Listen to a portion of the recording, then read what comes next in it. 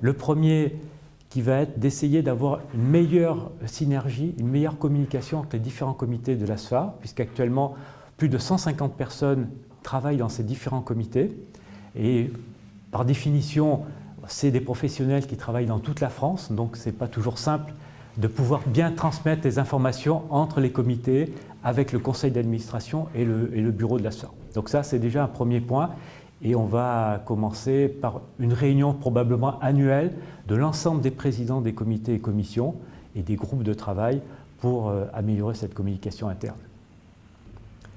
Le deuxième grand objectif va être d'essayer d'améliorer la communication également.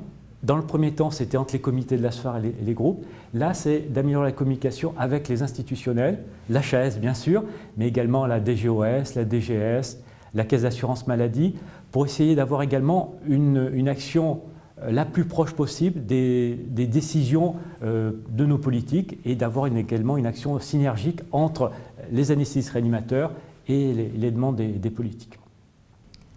Le troisième objectif est d'essayer également de faire un lien plus important avec les associations de patients.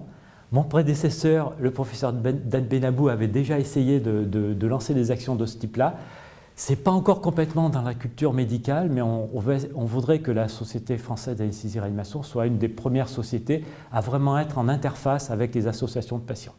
On a pu, dans un ou deux groupes ou comités, déjà intégrer un représentant d'associations de patients.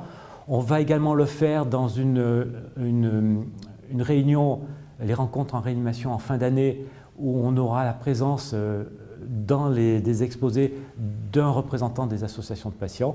Donc vraiment, on veut essayer de continuer ce travail qui est, je pense, indispensable de par notre fonction médicale.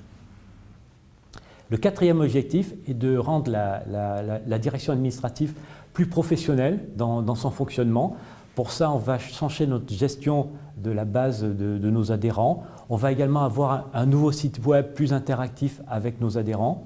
Et également, on va augmenter notre présence sur les réseaux sociaux, que ce soit Facebook ou Twitter, pour se mettre dans l'évolution actuelle de la société.